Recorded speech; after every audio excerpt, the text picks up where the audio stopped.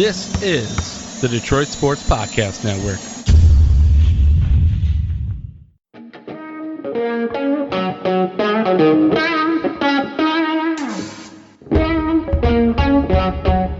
The biggest icon in podcasting.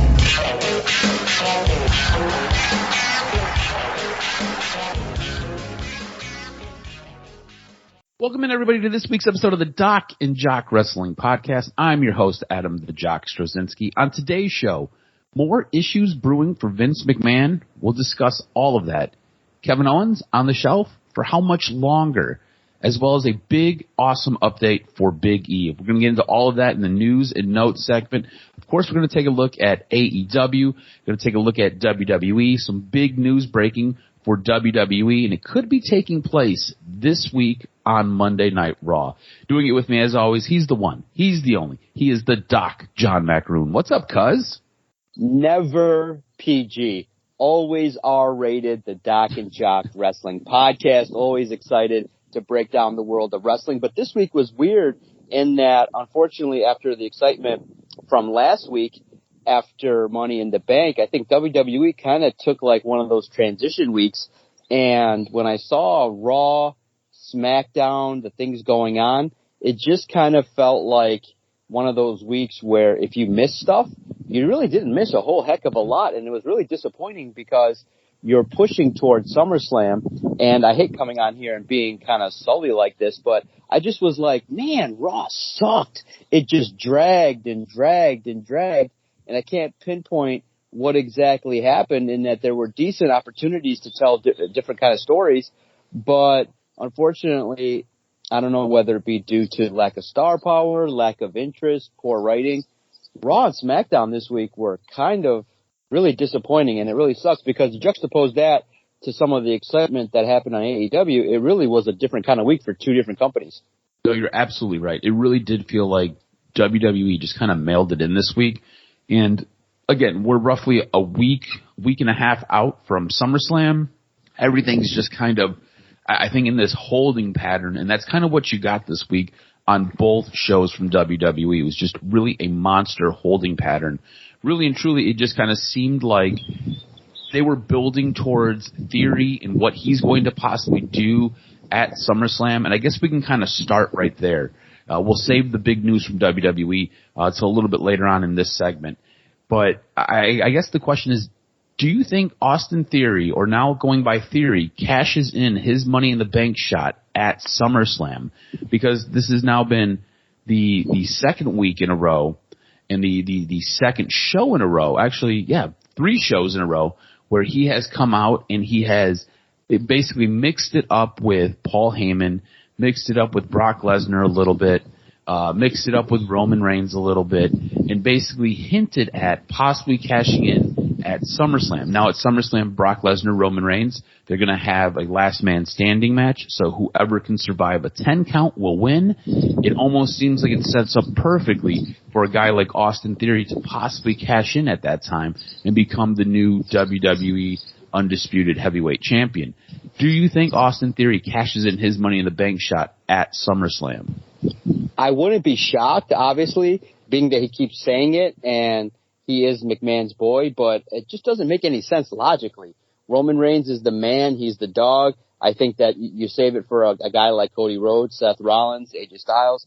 Theory, it would make no sense logically at this point in time. He's so young. I know he could say it. I know they've done it with Randy Orton, but I'm just not feeling it. I like his swagger. I love the presentation. I do genuinely like to dislike him, but I just don't see it just yet in regards to his elevation. It just kind of went way too fast. So I don't see it. I think he keeps teasing it, and I think that maybe his music will play afterwards, but he'll just be standing there and maybe realize that it's not the right time. Or potentially, I think the best thing for creative is Roman Reigns wins a brutal match against Brock Lesnar. Theory's music plays, and then he joins the Bloodline. I think that would be great. I think then you have really a complete package. You got the best tag team, you got the best world champion, and the best rising star. And wow, what a group right then and there. I think that would be amazing to see that moving forward. All the gold in WWE residing in one location for at least maybe a 2-month period of time would be awesome. But, I would not be surprised. But I was genuinely surprised, too, because I'm a guy that likes Brock Lesnar. He opens the show, but it's the same tired thing that you've seen forever. He comes out, he talks about what a badass he is, Stooges come out, and then he F5s it. Now, it was great to see him put Otis through the table, but bottom line, you really want to see more. And all you have to do is just have Roman Reigns come out. You can have him standing in the arena. You could have him standing on a table in the backstage. You could even kind of start the process where Roman Reigns goes to Brock Lesnar's crib and kind of hits up on his wife. Something a little bit more extra to make this a little spicy other than this is the 500th time we've seen this match. So, like I said, I was bummed out. I always like hearing Brock Lesnar's music, but after that segment, there wasn't much left that was really intriguing on Raw. Yeah, the show did kind of die after this segment, but I think what you could do with Theory is you could have him cash it in at Money in the Bank. Again, last man standing match. You're going to get a competitor who's basically at the end of the ropes. You notice that they keep talking about this streak with Roman Reigns. How awesome is it for the guy to end the streak to be your new champion, to have Theory be that guy? So I think you could do it. You could have after right as the 10 count hits, you have Theory come in. He hits whoever it is with the briefcase, hits his finishing move, flips him over, turns the briefcase in, flips him over, pins him 1, 2, 3. You have your new champion, and then what you can do is you could have Paul Heyman switch sides. You've already seen Paul Heyman switch sides once with Brock Lesnar going to Roman Reigns. Then you see him go back to Brock Lesnar and then go back to Roman Reigns. You could have him follow basically that title around and be that mouthpiece for Austin Theory. And I think that could set up for a very interesting storyline, especially with the bloodline. What do you think about something like that? Yeah, they teased it at SmackDown where Theory says, you know what? I like your idea of Heyman saying, hey, let's have a money match and let's not just rush this. But he's like, you know what? When I win it, I'll be the one giving you the call and I'll be the one hiring you. And it was smooth. I thought it was a good line, well delivered. But Theory is getting this meteoric rise. And if you're that dude, you better be enjoying it because you're getting the Randy Orton kind of superstar treatment. And it's just, it's crazy to see the likes of Cena, Randy Orton, and then a guy like Theory getting the young push at 23, 24, 25 years old. It's really outstanding and a wild thing to see. But I wouldn't dislike it either way. I think Paul Heyman, whenever he shows up with a wrestler, definitely becomes, the great mouthpiece and somebody that you want to see. So that's pretty intriguing, and that's going to be the storyline, which is sometimes WWE says, hey, we're going to do it, and then you sit back and watch them do it, and we got to all sit back and react. Yeah, this could be a really, really interesting, I guess this could be a really interesting nugget on SummerSlam and the way it's going to unfold and what's going to happen and how we have to unpack all of it. It's weird because you did say, you're like, he's getting the Randy Orton treatment. Well, who was Randy Orton before Randy Orton became Randy Orton? Randy Orton was in the same boat as Austin Theory. Same thing with John Cena, in the same boat as Austin Theory. This is how you help elevate a guy to that level. You have him come in and you have them essentially beat one of your top guys. Now, Roman Reigns is the top guy in WWE. Brock Lesnar is the top guy in WWE as well. So how do you get him there and help elevate him? You have him beat those guys, and that way he becomes that next guy. And it does appear that this is the passing of the torch, right? This is basically going from, I guess, John Cena, Roman Reigns to Theory now. So it'll be interesting to kind of see how this plays out in what essentially is 2 weeks or so. But on Thursday, we had some massive news break regarding WWE. WWE will be returning to TV 14, going away from the PG era. Now, they've essentially been a PG branded television since July of 2008. Now they are stepping foot back into more, I want to say, adult programming, even though it's TV 14. This programming allows you to be a little bit more edgy, allows you to be a little bit more, I guess, blood and guts. AEW is TV 14. So WWE now going back to what the Attitude Era was based in, as far as TV 14 goes. And the initial report is that this is supposed to take place this Monday on Monday Night Raw on July 18th. Now, there was a press release within the USA Network that came out and stated this date. Very quickly after that got out, they walked that back and they said it's tentative. It's totally tentative. We're trying to figure a couple of things out, making sure it's going to work. Nothing is cemented that SmackDown is going to become TV 14. SmackDown may still be the PG era mode of television. I really don't think that that's going to be the case, especially after the promo that we got on Friday night from Pat McAfee, using the word douchebag, I think like 6 times. I don't think that is going to be the direction that SmackDown is going to go. I think they too will switch to TV 14. I want to get your input on how you think this will help impact the programming. And do you think, as a wrestling fan, it gives us a little bit more of what we want, a little bit more of an edgier content, a little bit more of stuff that's in your face, harkening back to those days where we had Stone Cold Steve Austin basically breaking beers and drinking them, flipping people off, saying words right up into the line but not quite crossing the line where you got to get buzzed out on TV. How do you think this impacts WWE's programming? And does it help? Because for a long time we have buried WWE because we have not liked what they've given us. They've given us something very soft, something very cookie cutter. This allows them to kind of open up the books a little bit and they have more room to run. Yeah, absolutely. I think that WWE needs to at least compete with AEW when they see them doing blood and guts. They see them with the strong language. And look, bottom line, 8-year-olds can't spend money. They can definitely impact their parents to go out to the shows.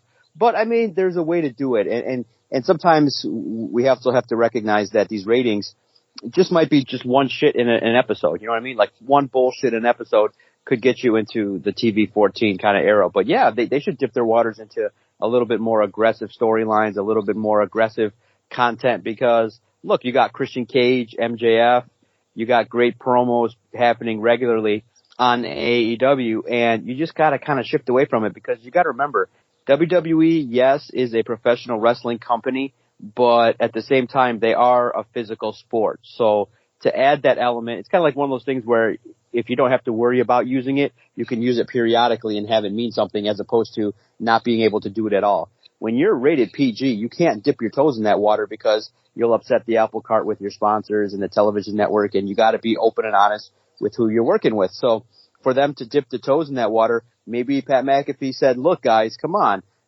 Maybe now the influence of Stephanie, Triple H, Pat McAfee, the people that maybe are higher up weighing in on stuff, said, hey, if we want to take the next step, let's just be a little bit more edgy. Let's be a little bit more open to the idea of taking risks. Now, you just can't overdo it for the sake of overdoing it. You got to be creative with your writing. But I think that was my concern. They have basically they take the training wheels off, and now they just kind of start adding stuff in to add stuff in. And I feel like that would take away from the show. But that is a major concern I do have. But you only give it to a select few, which would be Seth Rollins, Kevin Owens, Pat McAfee. A select few can go out there and do it because they would be believable. Now, if you go out there and you have R-Truth starting to spit some game, it's not going to be believable because it's going to be quite silly. So it's good. It's good. I don't see any drawbacks other than really just overusing it for the sake of overusing it. But I think right now you got to remember there's new management at the top, at the CEO level.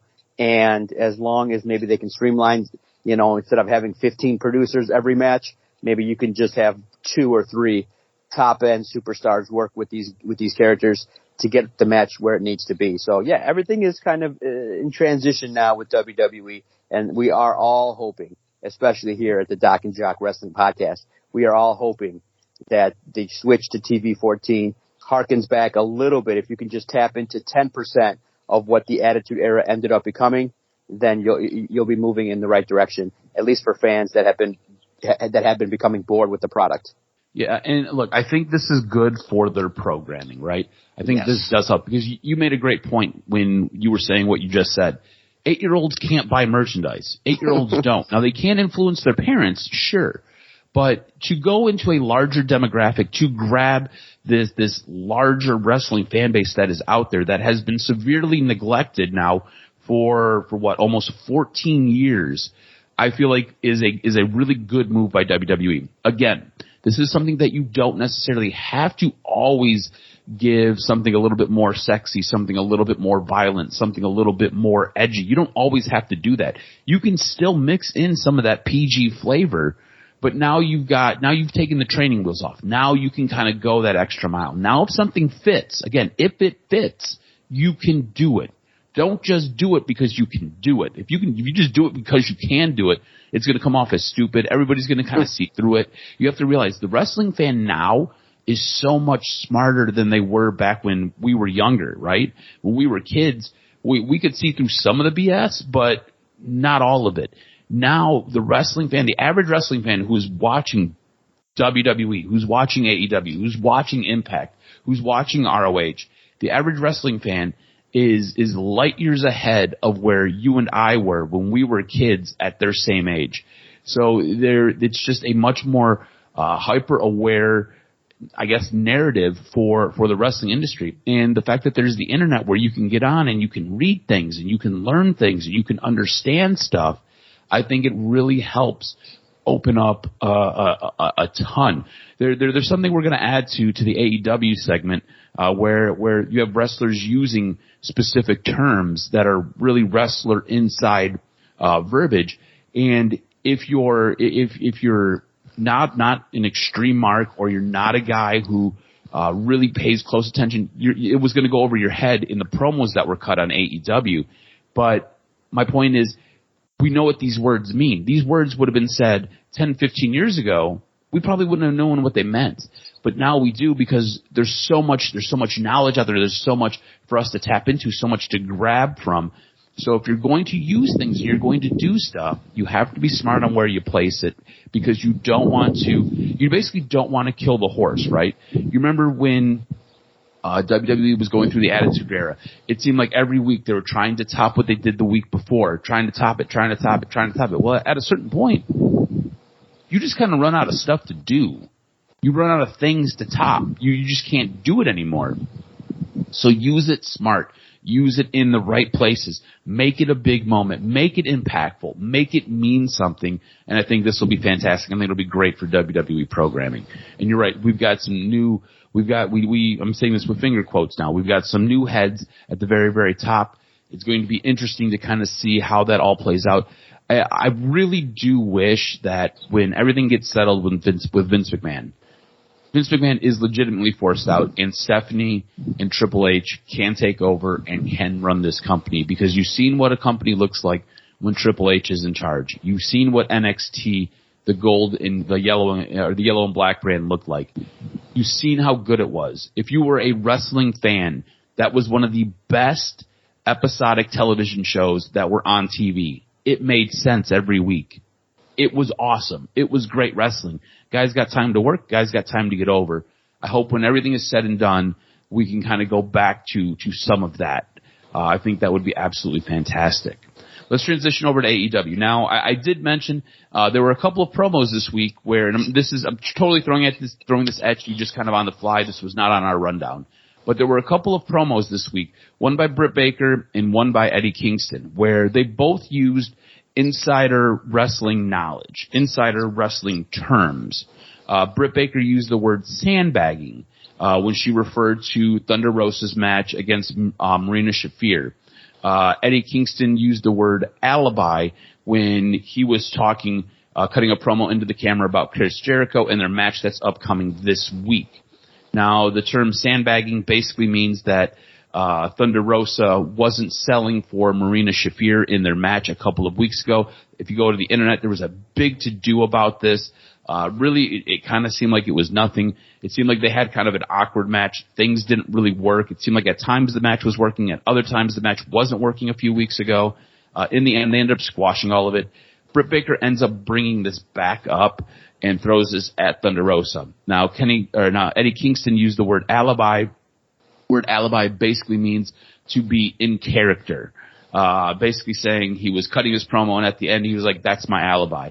And he's like, basically meaning I'm still in character. So to me, using those terms in both of these instances, I don't think helped get any storyline over. With Britt Baker, now I think Britt Baker's an absolutely fantastic wrestler. I think she's a a great heel. I think she works really, really well in the ring. I don't know why you would bring this back up. It really felt like Britt Baker was going into business for herself and not really trying to get a storyline over. I'll be honest with you, I really have no idea what the hell they're doing with Thunder Rosa. I really don't know what they're doing with Toni Storm and Thunder Rosa. It really feels like they put the belt on Thunder Rosa months ago and they've had zero direction for her.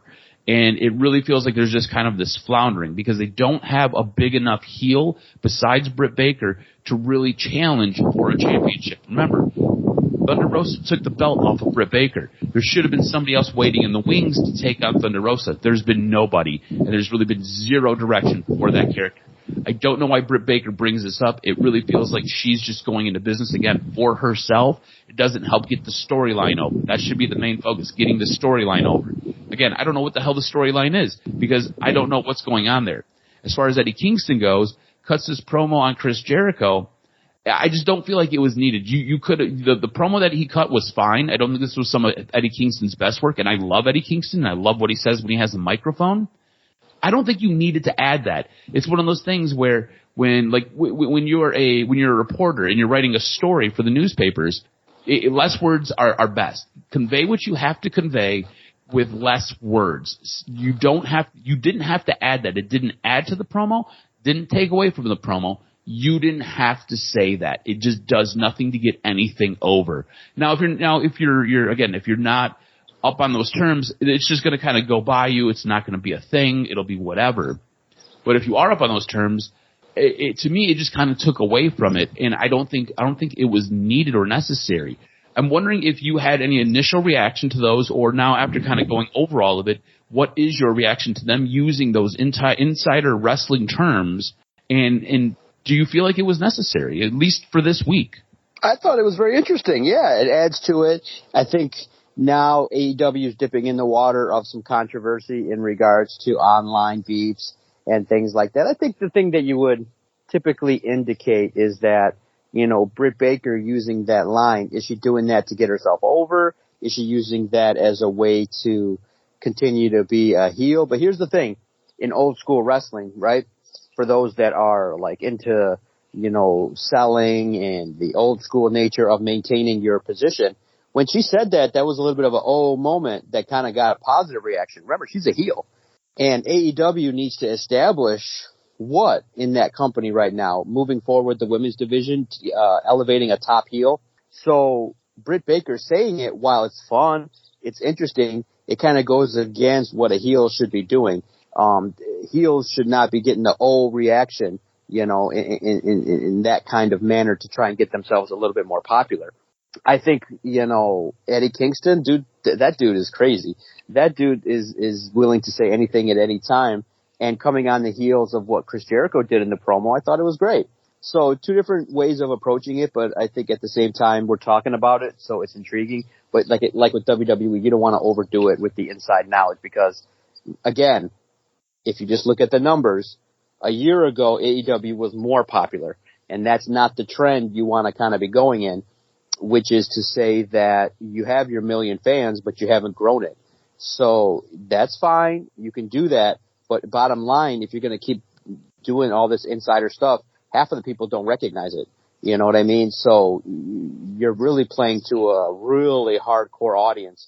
And that's fine to do that. But at the same time, you get more out of having quality matches and the way in which you put your show together like you did on Wednesday than it is to have a bunch of insider words and promos. Yeah, it just, if it fits, go with it. If it doesn't fit, I don't know why you add it in there. I just feel like it kind of, again, the business has lost a little bit, right? It's just kind of where we are. Again, everybody is so much smarter. There's so much at everybody's fingertips that it makes it easier to get knowledge and get information. Sometimes you don't always have to lift that veil and show everybody what's underneath. Again, if it fits, go with it. If it doesn't fit, don't do it. I feel like this was a spot where both guys didn't have to do it. You don't necessarily see it that way, and that's what makes this show absolutely great because we see things a little bit different. Speaking of seeing things different, we have new AEW Tag Champions. Wow. Fyter Fest 2022 crowned new AEW Tag Champions. when Swerve in their glory came away with the belts. This was a triple threat tag match. I want to know, because you can make an argument for everybody in this match, was that the right team to win these belts? Because, again, Swerve in their glory seemed to, a couple of weeks ago, be on the verge of breaking up. You seem to have a little bit of beef between Keith Lee and Swerve Strickland. They were kind of going back and forth. In the end, in this match, you did see a spot where Swerve picked up a belt, hesitated, thought about something, said something to Keith Lee, threw the belt down, and then went to go complete his move. Don't necessarily think that was necessary for this match, but that did happen. You also have Ricky Starks and Powerhouse Hobbs, who I think they've been absolutely fantastic lately. I feel like they have been one of the more complete and better teams, and I think Powerhouse Hobbs has come along so far. I like watching Powerhouse Hobbs matches now more than I have ever in the past. So I think you could have put the belts on those guys, and I would probably argue that those guys, if you were going to do a switch, those guys should have been the ones that had the belts on them at the very, very end. You also have Matt and Nick Jackson, who are now the shortest reigning AEW Tag Champions. Basically had the belts for 2 weeks, and lost them. Was this the right choice? Was Swerve in their glory the right choice to be crowned new AEW Tag Champs? Well, first, kudos to all three teams for putting on arguably one of the top three matches in the, on television for the year. It was a hell of a show. A lot of false finishes, a lot of points where you thought all three were going to win it. So kudos to the producers of that match. Kudos to the performers for putting on an absolute 5-star quality match on television. Yeah, absolutely. I think it's a surprise. You don't expect it. I think that the Young Bucks dropping it and I think not taking the pin also adds to an added layer of keeping them intact. So remember, Keith Lee and Swerve are big time players from another company, and to bring them in and to have them elevate that quickly adds the element of surprise that we all like. Like nobody. I just thought, okay, it's a triple threat match. We're moving towards Young Bucks, FTR in a super match. But now it adds that layer of you can't assume, and you have to do this every now and then. You can't assume that every title match is going to be a throwaway. And to see a change like that, you needed that, a surprise. And I don't see anything wrong with it. Now, I think, too, the added part that was crazy was that made it more of a surprise was earlier in the day, there were some rumblings with a tweet that Keith Lee put out Tuesday, the night before Dynamite, that maybe he was going to take some time or there were some personal matters that was going to be attended to. And then Tony Khan goes on a radio show, major syndicated wrestling show, and says, well, I don't want to talk about his personal life. So then you kind of said, okay, well, Keith Lee probably is not going to be in this matchup too long, or he's not going to be in the company too long. Now he's a champion. Now you're like, oh, wait a minute. What's going on here? So it's the ultimate swerve, the ultimate surprise. And I'll give you a little bit of insight as to what that was about after. Yeah, absolutely. Keith Lee and Swerve now, if they do end up going their separate ways, will have an added heat, especially if their breakup coincides with them dropping the belt, which in my mind, they should keep it a while. They should keep it beyond All Out. They should wait until they have a couple more feuds that are serious, and then maybe next year, in March, April, you then bring on FTR to take over. But man, what a great match! It just had everything you would want in a tag match. Go watch it. That's the match. If you only watch one match this week, go watch the main event of Dynamite. It was awesome. Yeah, it was absolutely fantastic. Now, a little background on what you brought up with Keith Lee. So Keith Lee sent that tweet out, and it was weird because he ended up tagging the Fyter Fest image of their match. So it was really, really weird, and you're right. It did cause a bit of a stir. At the very end of that match, when Dynamite goes off air, before they start pre-recording Rampage, he grabs a mic and he basically cuts a promo. It's a short promo. That tweet is in reference to a good buddy of his who lives in Texas, who's dealing with stage 4 colon cancer, and he basically dedicated the match to him. This is one of his very good, like, best friends, almost like a brother to him. So he was running a little bit emotional, and that's kind of what that was for.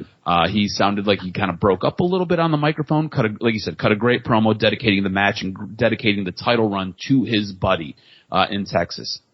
So that's what that was in reference to. Again, it was arguably the best match of the week. I thought it was an absolutely fantastic match. I don't necessarily know if I would have put the belts on those two guys. I think they're very deserving. I jumped out of my bed because I was laying in bed watching this when this match concluded. At the same point, I think you could have and you would have been justified putting it on Ricky Starks and Powerhouse Hobbs. I think that would have been an okay decision as well. All that being said, I thought AEW Dynamite, I thought the main event, I thought it was all fantastic. Dynamite is my show of the week. What's your show of the week this week? Yeah, absolutely. I thought that now we're going to have the anticipation of the barbed wire match next week. Yeah. Look, again, and we're going to say it week after week, Takeshka, just find a way. I know he's on a visa. Just find a way to say, look, dude, come live in America and come be our next guy. That's a guy that's on the same level as Theory. Dude, we were talking, I think it was on Wednesday. No, we were talking on Thursday, and we both agreed. He's absolutely fantastic, and he is so over with the crowd, and he's won 0 matches exactly in AEW. Won no matches, and this guy is so over. And fought Kingston, fought John Moxley. He's getting his run in, and he's good on social media, so he's got the American style of promotion down for how he needs to get his ass over. So you got to find a way to say, look, dude, we'll bring your family here. We'll bring everything you need here. We'll set you up in a beautiful, luxurious Nashville home. We'll set you all up. Come, stay, and work as the next big star. That's a star, dude. You can't let that star leave. That is a star that's different. Like, you could now have so many great feuds with Takeshka and potentially Chris Jericho, Takeshka and Ricky Starks. You could have so many great feuds. Takeshka MJF if he ever comes back, or Takeshka Wardlow. Come on now. Those are all matches you'd want to keep seeing. So the word is I don't think he's going to end up staying because it's on probably like a 90-day visa. But holy cow, talk about somebody coming out of nowhere that now when he does go back to New Japan, we're going to have to follow him. You're going to have to give the Takeshka report every couple episodes because the dude is doing his thing, and he's about to be probably the next big superstar when he heads back to wherever he goes when his run in AEW ends. And it's going to stink, too, because I've liked seeing him since the Forbidden Door opened. I've loved seeing him in AEW, man, and it was great. So my show of the week is Dynamite. Absolutely, hands down. Nowhere even close to another show that was as good as Dynamite was. Yeah, AEW Dynamite checks all the marks this week. A fantastic way to end it with the new champions. There was a little bit of controversy that spilled over afterwards. Tony Khan came out and squashed it and said the referee's decision is final. There seemed to be a little bit of a mix-up with some of the tags that happened and who were the actual legal men. Right. Swerve Strickland made the pin on Ricky Starks. But otherwise, AEW Dynamite, absolutely fantastic show. Thought it was great, and it's cool to have some new champions. It's going to be really interesting to see kind of what happens with those guys from here. Yeah, absolutely. All right, cuz, hit me with this week's professional wrestling news and notes. What made your list in a week now that is very important to a lot of different companies? For sure. So this week's news and notes. More issues for Vince McMahon on the horizon. On Monday, the journalist from the Wall Street Journal who broke the Vince McMahon NDA story provided a little insight into where the story may be going. Joe Palazzolo and Ted Mann of the Wall Street Journal appeared on Busted Open Radio and provided some background on the story and its directive during a Q&A, in its direction during a Q&A with the show host Dave LaGreca and Bully Ray. Palazzolo responded when asked if similar allegations are going to be uncovered, saying, "All I'm saying is you're asking, is there something bigger than $7.5 million? No, that's not something we have in our back pocket. We sort of have left it all out on the field in the story, and there's a couple of things that we're still reporting now, but it's repetitive. It seems like the bigger and most disgusting bombshell is wrapped up in the $7.5 million NDA, and anything else that might come out maybe for a smaller dollar amount. So don't expect any more mega bombshells like the $7.5 million NDA, but you can possibly expect a couple of smaller non-disclosure agreements coming out for Vince McMahon. It's going to be really interesting to kind of see how this story keeps unfolding. Now, Kevin Owens is on the shelf, and he'll be on the shelf for a little bit longer. Kevin Owens is expected to miss a few more weeks as he continues to deal with an undisclosed injury. WWE has not offered details on Owens' absence. He was originally supposed to take part in a match with Ezekiel in a Money in the Bank qualifying match last month, but was pulled at the last minute. When making an appearance at the 2022 NHL Draft last week, it did not appear that Owens was supporting any type of cast that would keep him out of long-term action. Now, an update on some fallout from AEW. Conan appeared on an episode of the Keeping It 100 podcast, where he was asked about the status of Santana and Ortiz. He simply said, yes, they're not on good terms. Conan is very close to both Santana and Ortiz, going back before their days in LAX. It isn't clear what may have led to the fallout, however. Now remember, we reported last week that or I think it was 2 weeks ago, we reported that there seemed to be a little bit of a rift between Santana and Ortiz, and Conan has now confirmed that. Some good news for Big E. 4 months after suffering a broken neck during a tag match, Big E addressed his ongoing recovery. Speaking to ESPN's Mark Grimaldi on Wednesday, Big E noted that he's grateful after doctors told him he is expected to make a full recovery from the injury. Last week, we were a little bit unsure as to where he was going to be at. This week, he's going to make a full recovery from his injury. The former WWE champion did admit it was very sobering when doctors said the kind of fall he took could have led to a stroke, paralysis, or even death. Now, it sounds like UK fans can be excited. Sounds like AEW is heading to the UK. Speaking on his Grilling JR podcast, Jim Ross confirmed this when he said, but the key thing is AEW is definitely coming to the UK, and it will be in the next calendar year. I know that for a fact. I don't know the dates, but we're all excited about that because we have great television ratings in the UK, so why not play off of that? So AEW is going to the UK. And some more information on Sasha Banks. Sasha Banks, now billed under her real-life name, Mercedes Varnado, will be appearing at an upcoming convention. Many wrestling-related promoters attempted to book her, but were informed she was only taking non-wrestling-related bookings until January 1st of 2023. So it seems that she is now done with WWE, but appears to possibly be on an extended non-compete clause that's attached to that release. Again, none of that is confirmed. This is just kind of trying to read between the lines with what we've seen with WWE and seeing what she is now doing out here with upcoming conventions. Generally, if you are under a WWE contract, WWE will not allow you to go out and be part of conventions unless they are part of that convention. In this case, she's taking her own bookings, doing her own thing, but she will not be competing in matches until the 1st of next year. So very interesting. Again, we'll keep watching that story as it unfolds and develops. It's been a couple months now, and we keep getting a little bit more and more. But that's going to do it for this week's wrestling news and notes. Yeah, Sasha's 30 years old, Mercedes per se, and so a nice 6-month break after a 5-6 year run with WWE is probably a good thing. So if she ends up in a new company, she'll be refreshed. And boy, did you hear the number that she was commanding? $30K an appearance, which kind of sparked some debate.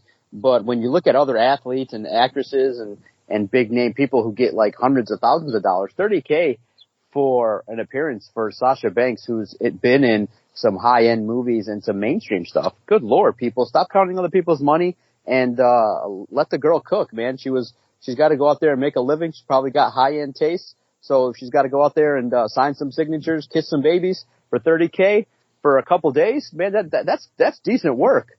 The autograph circuit is quite lucrative for a lot of these. I think that's why some wrestlers will even go to WWE to be a failed star, because they realize that they can use even a jobber run for a year to go around the country for at least 5 years and sign your name. You can make well over 6 figures just by the people that want to come out and see you. So it'd be interesting to see where these people end up moving forward. Naomi and Sasha Banks, 2 of the most coveted potential free agents in the wrestling world. Make sure to follow Adam on Twitter at AdamRSTROZ. Follow the network at Detroit Podcast. If there's been anything we've said today on this broadcast that you like or dislike, hit us up. Let us know. We always enjoy reading the content and the response of the supporters of this podcast network. Anywhere that you listen to your favorite podcast, just type in 3 words, Detroit Sports Podcast, and our content will find you. Content related to wrestling, Tigers, Wings, Pistons, Lions, the Michigan Wolverines, all the great audio content found at Detroit's premier podcast network, the Detroit Sports Podcast Network. Cuz can't wait to break down the week of wrestling next week. Let's get after it.